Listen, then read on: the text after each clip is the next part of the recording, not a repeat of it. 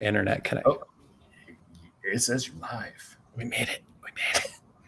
We made it.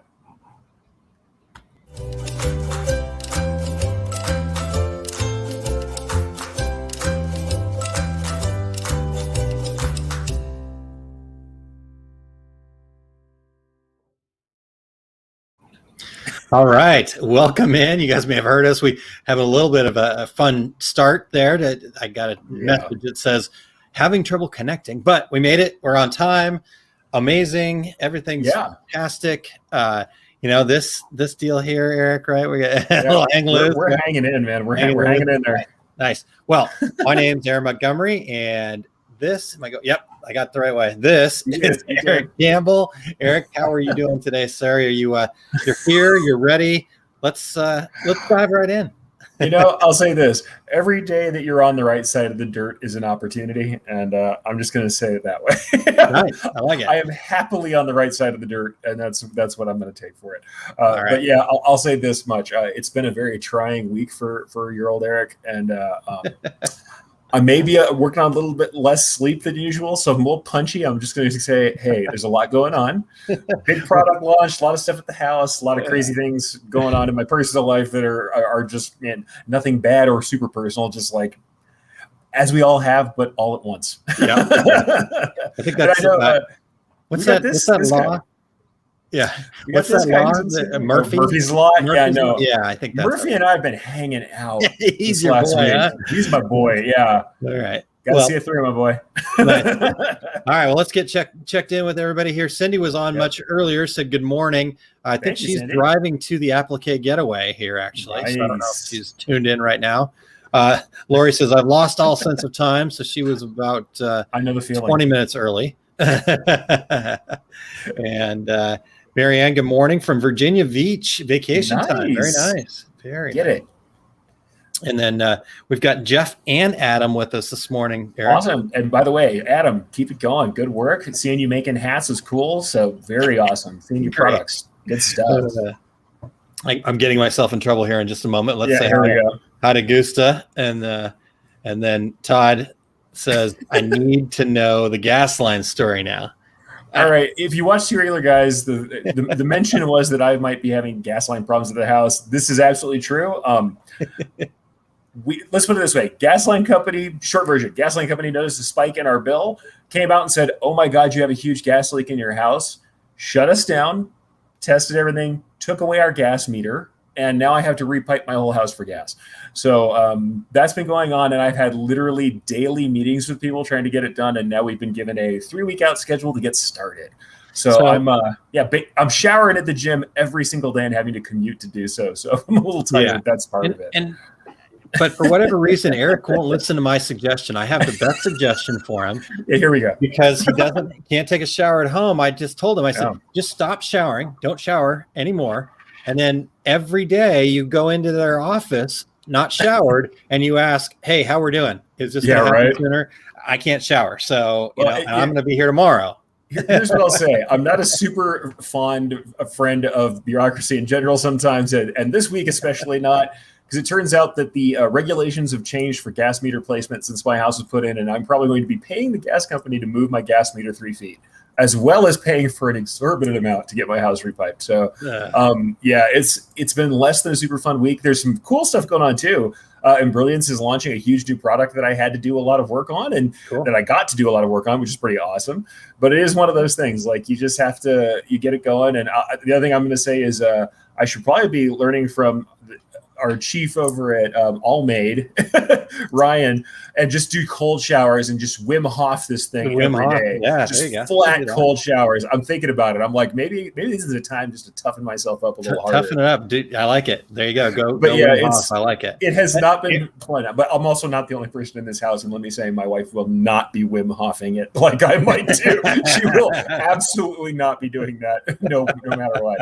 All right. Well, Todd says to go electric, so you got that. Super expensive here to do it, but yeah, I had thought about it, but super expensive to run in New Mexico. It's a big difference between that and natural gas. We'll have to see.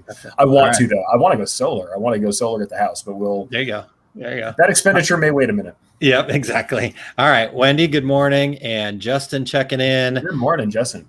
David says, "What's kicking chickens?" So let's kick the chickens. I like that. Real quick, Eric, if you'll help me out, I know, please, but I'd like to just quickly, and I am a big, huge Suns fan, just like David is.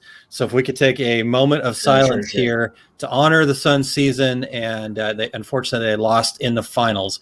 This is only their second trip to the finals ever, first since 1993. So just a quick moment of silence, everyone. All right, thank you. Okay, I'll let you have it. I'll admit my sports is not strong. I'm that guy who's like, yes, sports ball. I hear the team sports to the hardest yesterday. That's about as much sports as I have. Right. So I've gotten away from it. I've gotten away from it a bit, but when my Phoenix Suns made the finals, I grew up as a kid going. My dad had season tickets when I was little. And so I grew up just watching the Suns, and so that's like my last bastion. I've pretty much stopped watching the rest of live events are another thing. I'll still go out on rare occasions to go see like an Isotopes baseball game here, or go see a Lobo football game, college football sometimes. But the Lobos are not like, they're not going to a lot of championships. But, a live game is something. I'm just not a guy who follows teams. So I know, blasphemy, but it's hey, I'm fine with that. Rich, hello, and then Heather. Good afternoon from. Help me out with this one. Yeah, Falkirk, Scotland. Falkirk. Hello, okay. Heather. Thank you for tuning in. Love to see everybody from across the pond tuning in. Have a lot of folks out who are coming in. I'd love to have you guys in, and especially everybody out in the UK who reads me on Images Magazine. Thank those people for dealing with me and my crazy schedule, but they're awesome, and I love writing for those folks. Good. Been great to get that perspective from across the pond. Awesome. Great. Well, great to have you here, Heather. And Jarita is at Applique Getaway. So look, good. I'm looking forward to meeting Jarita later, face to face. She is great. Cool. And Crystal says, I shower with a camp shower and 5-gallon bucket. Good for you, Crystal. You are, you're beating me for sure. A lot of folks who are doing like tiny house living and mobile living, and they're getting by, and I'm complaining about my hot water heater. But. Yeah. All right. So Todd says the housing market is still hot. Could probably sell it and just buy another. It's not as bad as it seems, folks. I mean, I got an older house in a nice neighborhood that's raised in price massively since I bought it, and I have a large place, a place where I actually have a home office and room to grow for future growth. Because here's the challenge, Eric. The housing market is still hot. But so you could sell, but buying another may be the challenge. I know. And on top of that is like, housing market is hot. You can't sell a house without the utilities working. So I think I'm going to have to do this anyway, folks. Yeah, exactly. Kristen, she says, just about to solar. Hey, everyone. So cool. Very awesome. Nice job. Yeah, solar's in the future for us. I mean, this is New Mexico. We got lots of sun. It keeps coming down. So nice. Okay. And Sandy checking in. Hello. Awesome. And Honeybee Creations there. And then we've got Kenneth coming in from New York, New York. Boy, we have everybody all over the place. Thank you for coming in. Yeah, it's been a wild time lately, but you know what? I'm glad to see everybody here on the half. We have some cool stuff to talk about, and it's also just great to get to visit with Aaron. I hate to tell you guys that sometimes we just like to get to hang out. So just get to hang out. Yeah, for sure. So Eric, and whatever questions you guys have, just put them in there. Whatever you want to talk about. The comments. Yeah, we're here to interact with you guys. But while you're doing that, let's talk about the news topic that I brought up, if you don't mind. I know I said we weren't going to have like an agenda, but hey, we didn't write it down anywhere. We just remembered it. So Color Reel. Talk to me about Color Reel. What's the good, the bad, and the ugly? Okay, so Color Reel, and I'm actually going to go ahead and grab, I think I've got the banner here still from Two Other Guys, so I'm going to put up a bit.ly link for you guys if you want to see what this is. But this is news from Color Reel. Color Reel is a company that does what they say on-demand dyeing of fibers or threads. But what a Color Reel unit is, what we know about it is it's an on-machine unit that dyes thread as you run. So you get your digitized file, you bring it into the Color Reel software. They're finally going to do some integrations with other software, I've heard, but I haven't seen anything yet. You take it, color it in your software, and then it's dyeing the thread. It's essentially sublimating the thread as it goes through the machine. So this is a machine that on each head of an embroidery machine would have to have a Color Reel unit for each head. But this means that you can do things like really smooth gradients, because it's literally dyeing it as it stitches, and it knows where each color is supposed to be in the machine on the as it's stitching. I am going to say, though, that there that's are the some. That's the good. It's a cool concept. It's a really cool concept. Here are the things I'm going to say about it. Because I came out and commented on it very early when they were first coming out, and I kind of was skeptical. And I'm going to say I'm still skeptical until I see it in full production. Because the truth of the matter is, when I've seen one in person and the machine stopped, it seemed like it was a problem. Like they didn't like the fact that when there was a thread break, they had to stop and do some things to get it back on track. And that's something that concerns me. The other thing is that I've seen that the color changes aren't exactly spot on directly. There's a little bit of fuzziness in the color changes. And so when they're trying to run out to a new color, that they do things like underlay stitches that are going to be hidden to run that out. Now, I don't know if that's still the case. This was early on when I saw it. So I'm going to say their technology is maturing. And what the news story is about is them getting funding. So honestly, with all that funding and the possibility for expansion, then that's important. That's something they might be able to do more work on their systems. And they're talking about going into sewing. And because what I've always said was interesting about Color Reel to me is that this is like the most excellent rapid prototyping version of an embroidery machine. Single head with a color reel on it. I can do Pantone color matching, and I can do and I can do that on the fly immediately. Somebody needs something in a Pantone color, somebody needs something in a proven color, or I need to match something on the fly for fashion or one-off digital decorating. That's interesting because we never changed the color. We never changed the thread. Aside from having to cut thread for technical reasons, we might not have to do a lot of thread breaks or thread trims, so the speed of the machine is going to be higher that we can run at. We won't have to stop and do all that stuff. So it's interesting. There might be some efficiency there. The cons for me, it's an expensive unit, and to put one on every head, it's massively increasing the price of your per head machine costs. Do you know what it runs? The last time I heard it, I believe it was between $20,000 and $30,000 a head. So, I mean, if we have a single head machine, we might be, depending on our machine, we might be, close to doubling the cost of our machine in the color reel unit. Now, I don't know what the current prices are. I'm going to say that too. I don't know what the current prices are. Those were the last reported prices. But for me, it was like, unless I had a reason where I could demand a higher price for my per unit price. And like I said, digital decorating, this may put us closer to the kind of concepts we have with like DTG, where a digital file comes in, we send it to the machine, and we print it out. Like that tool chain, this might get us closer, where it's like they send it to the machine, we don't worry about colors, the colors are already embedded in it, it stitches the thing in the colors that were specified in our file, and out it goes, and we don't touch the machine, and we can send anything to the machine without touching it. So there are definitely things that it works for. Traditional embroiderers, I don't know. And also at the moment that I was doing the research on it, they had a thick thread and a thin thread, and that's it. So metallic threads are out, specialty threads are out. Anything that's fuzzy or textured is out. There's not going to be anything else for that. So it's pretty much going to be polyester thread only. And it looks like they had a 40 weight, a standard thickness, and a 60 weight thinner thread. That's what it was, at least at the time. So any sort of specialty materials, any sort of specialty fibers, any sort of specialty threads are not going to be, they're not going to dye metallics on the fly, or at least they aren't now.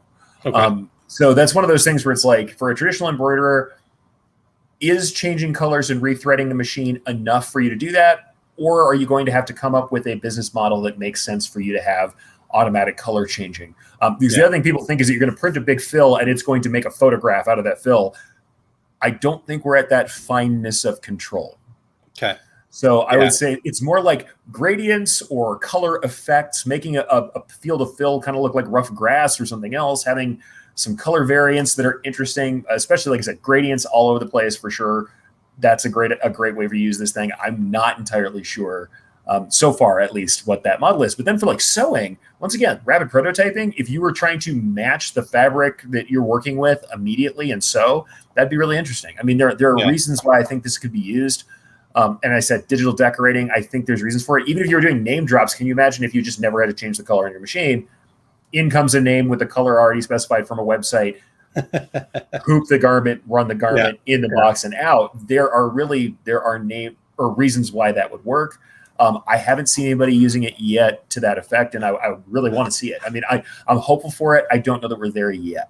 Cool. So all right, let's get model and technology. Yeah, let's get some comments in here. Heather says, wow, distance could be bad for color change. Good idea. Mike, hello. Thanks for being here. And Heather, Mike. follow that up with too expensive.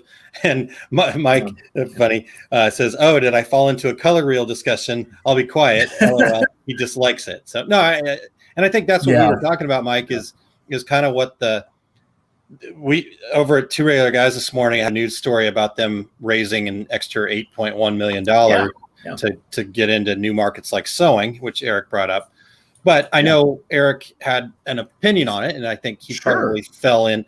I wouldn't say dislike Erich, and I'm putting words in your mouth. So no, sure. But I would say that you felt like it wasn't anywhere close to prime time yet. I'll put it this way. Feeling I got. I don't find it to be a replacement for traditional embroiderers using colored thread. Okay. I find it to be a new animal altogether. Gotcha. Okay. So for me, it's like sublimation is not a replacement for screen printing. Correct. It's a new animal that does something different. And so I think that's one of those things where it's like our shop ran like 3 kinds of printing at the same time. And everybody's like, why are you doing that? Well, because they have actually very different product setups. They have different models by which they work the best. But like digital printing is a thing. But still, if you want to do single color mass runs, screen printing is still kind of it for me. Like if we're doing single color t-shirts and we're doing thousands of them, we're just kicking them out, burn a screen. Yeah. If you're doing one-off full color pieces, absolutely, especially through a digital source or through digital design, DTG all day, sublimation all day if you've got polyester products. That's the thing. I think that this thing is interesting as a new business class. I don't think it's as interesting for replacing thread. Sure. The man hours that we put into changing thread, the production hours, I don't think justify the immense cost so far. And I'll be honest and say I don't know the materials cost yet either. Yeah. Because I mean, it's got inks, it's got dyes. So I mean, it's going to have dyes. It's going to have maintenance. It has print heads essentially. Yeah, definitely. That's got to be a thing. Let's get Mike's comment here real quick, Erich. He says, "Oh, I want it to be awesome, but I think it'll only ever be neat. I don't think it'll ever be at a regular production level of use, but this isn't a 30-minute opinion." 100%. I'm going to have to stop too because I'll take up the whole show. I want it to. Let's put it this way. I want the version of it that everybody imagines that it is, where it's going to print a picture on a fill. I want that. But what that is making a sublimated transfer and transferring it on this thread yourself, and even then you're not getting full coverage. Yeah. Why would you not just embroider a fill of white and then sublimate on top of that with one? Fairly precise placement of gradients. I mean, yes, I said it's not precise, but it's more precise. It does know which stitch it's on and what color that stitch is supposed to be, or where the colors are supposed to go. So I don't have to then line up a print and do a second process. Plus, it's doing it at the speed of the machine running. Got it. Okay. So there are reasons, but it is tremendously expensive, and it's like I said, I want it. Yeah. But I don't think it is what people think it is. Yeah. And I think that's the cool part about innovation. I mean, we've seen products all over this industry that have that same thing. It seems neat, but when it's time to actually get it into production, it just doesn't. It doesn't have. I mean, heck, what people don't realize is that there were some DTG type stuff out for a very long time before DTG actually started happening. Very long time. And so. It may take a while to stick. It may need changes, or it may not ever stick. It may always just be a neat special use case kind of technology. I think so. Well, and the thing, like I said, it depends on what you're doing. There are absolutely reasons why it would work. Yeah, absolutely reasons why you can make it work, but I think you're going to have to build a business on the model. Yeah, I think and charge a premium for stuff that standard embroidery won't do. That's how I feel about it. And I'm going to go ahead and bring up Jeff's comment here. He says this: buy a 15 needle machine and a color reel. Now you have 14 spare needles. And I'll say, I know some folks who wanted to work with them and develop a 1 needle machine. Because the other thing that would be true about this is if we could put it on a single needle machine or on a machine with a couple of needles for, a backup, you could have a much cheaper head. What I'm amazed by is they don't make their own machine. I think they didn't want to get into the machine business, but somebody should probably be with them making a color reel machine. So built in, less moving parts, less, maybe less to work on, but I don't know. Suffice it to say, it's a thing that's very interesting. I don't want to, I would hate to chill innovation by going, we've always done it this way, so we're never going to do something new. I don't ever want to say that. What I will say is when I'm looking at the business model from a production standpoint, I don't think traditional embroidery is getting supplanted by color reel anytime soon. Traditional thread colors are going to be around for probably probably some centuries. Well, I mean, like we're not going to lose those anytime soon. And it's like you said, Eric, it's like the early DTG guys, or people who are like, oh, DTG is going to kill screen printing. No, it is not. It's screen printing's as strong, if not stronger, than before DTG. It's just a different tool. So, all right, let's get a couple other comments here, Eric. Sure. Charita said, what's the purpose of sublimation, and can you embroider over it? Sublimation, it depends on what you're talking about. Sublimation is, and I mean, Aaron could have defined this as better than I can. But, well, and like you said, it depends on what we're talking about. Are we talking about that we're sublimating the thread, or we're sublimating a garment, or are we sublimating a patch? Are we, Yeah, the easiest way to put it is a method by which we can use a transfer to dye, to essentially use a dye ink to print on polyester substrates, and that can be anything from hard goods to soft goods, and we use a heat press, so heat and pressure are required to do it.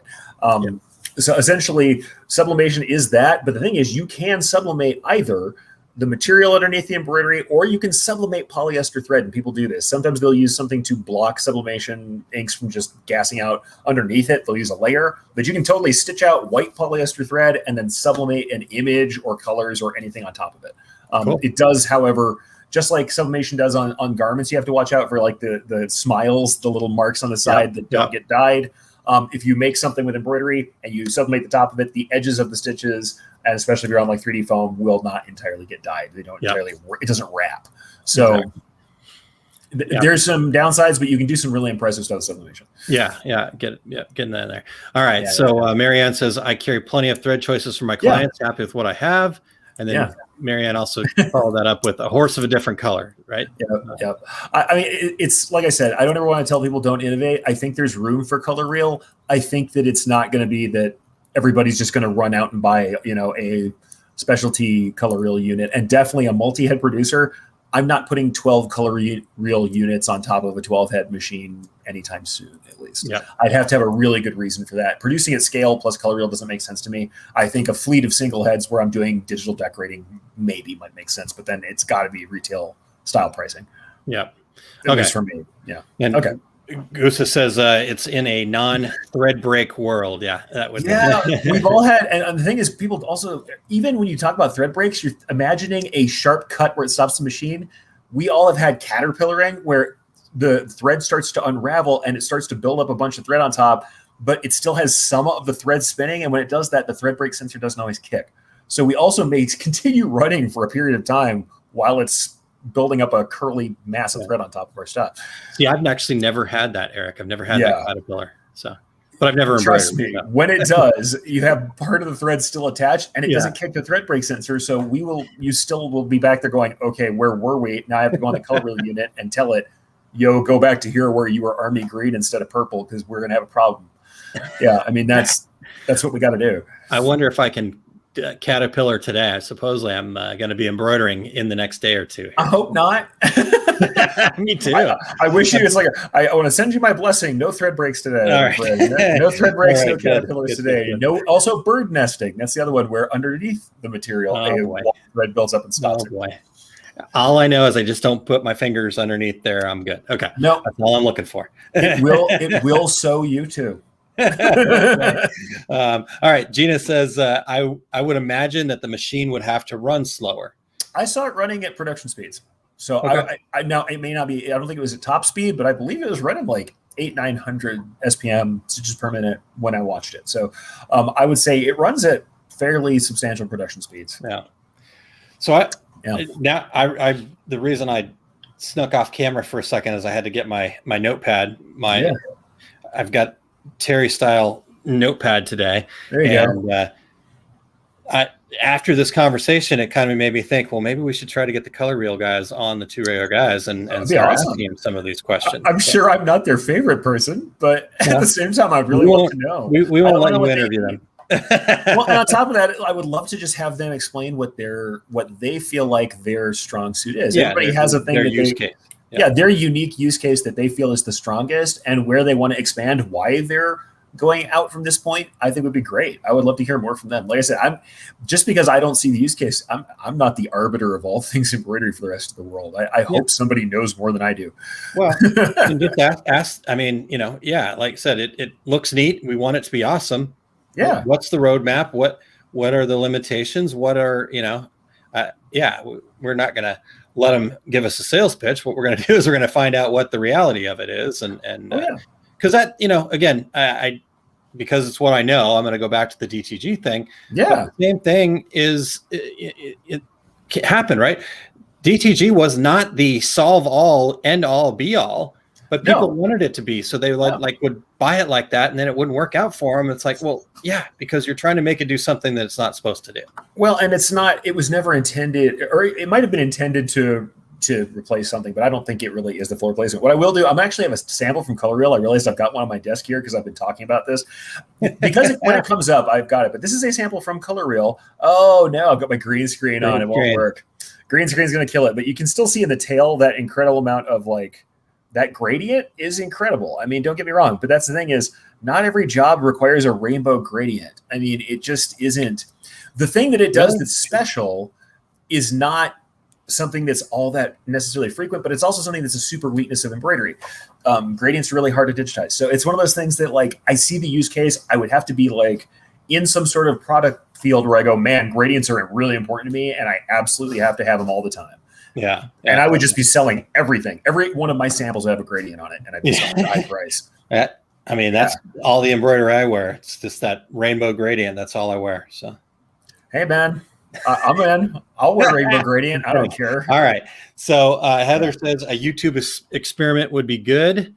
Letty says I can only imagine issues when a pigment goes out and color off, like a green going to more of a yellow. But maybe it could help someone who doesn't want a thread inventory. Well, and like I said, I can really imagine if I were running a lids shop. You guys know lids in the mall, the hat shop that often has one single embroidery machine in there that is doing personalization. That is a great use case. They're usually going to be using 40-weight polyester thread. They can use any color a customer brings in, any team, any whatever. They would always be able to match it, and it's retail decoration at a higher margin. Yeah, that great use. Fashion decorating on site, like I saw the people at Hawthorne and Haney do in the UK, and they go to high-end fashion stores and do decoration on site. Awesome use case. Drop names all day in colors that exactly match either somebody's perfect color that they want to do or are a part of a brand strategy for the brand you're decorating for. Yeah, awesome use case all day. The problem is when you market into people who are doing existing embroidery, traditional embroidery, then the use case is not as good. They would have to, I think you really do. You would have to modify your sales pitch, your niche to get to that. You'd have to be working in the niche that makes sense for it. Nice. Yeah. All right. Well, Gina says, wow, Eric, thank you for sharing the sample. Yeah. Unfortunately, I didn't think about the green screen. It's a lizard that's got a green head, but I'll have to put that down too. Yeah. But I'm with Jeff on this one. I have to bring this up. I'm sorry. Our dye is down, so now we only currently offer white. Yeah, you're absolutely true. And if you've ever run printers or especially anything that has any kind of inkjet type head, can you imagine the maintenance and the issues? And I know I live in Albuquerque, New Mexico, where it is very dry most of the time, and we have problems with DTG. You got to run humidifiers. You have to have a controlled environment, and I think that would probably be the same for the Color Reel. Yeah. But I don't know that. Be interesting. Know that for sure. Yeah, because Sandy was saying, I was thinking a kiosk in a mall kiosk too. But then what you just brought up there, though, Eric, that does actually make it interesting because hard to find out. Malls aren't always the most controlled environment as far as Well, and they were running it on a trade show floor, and it was running fine. So it's possible that they don't need as much. And sublimation is not quite as bad, though. Sure. Depending on the ink formulation, you guys know. Some of those dye formulations dry out worse than others. Depends on what you're running. Yeah. So Heather says, I have 2,000 reels of thread. Could be good to have one thread. Yeah, we got thick and we got thin. Yeah, that is a lot easier to stock, folks. So Mike says, I'd rather have a color reel on my bobbin. For sure, to have the back look nice and have it not show through. That'd be great. Nice. All right, Eric. Well, the color reel show. Sorry, guys. Yeah. We didn't plan it that way, but we brought it up. So next time, you guys make sure that you show up with whatever questions right away. We like we said, we enjoy interacting, but if you let us go, it will happen. So Eric, we're actually almost directly on time. So no weird cuts today, I don't think. What do you think? I know we have fun with that. But we can still laugh afterwards. Hey guys, enjoy Applique Getaway. Come check out what we're doing at Brilliance. Go see Aaron's class. Go see Christine. Go see everybody. Go see Lisa. Yeah, I can't wait to see everybody. Lisa's today too. Lisa's teaching patches. It's going to be awesome. Go see Lisa. And she taught yesterday too. Go see everybody's cool stuff and support each other today. There we go. All right, folks.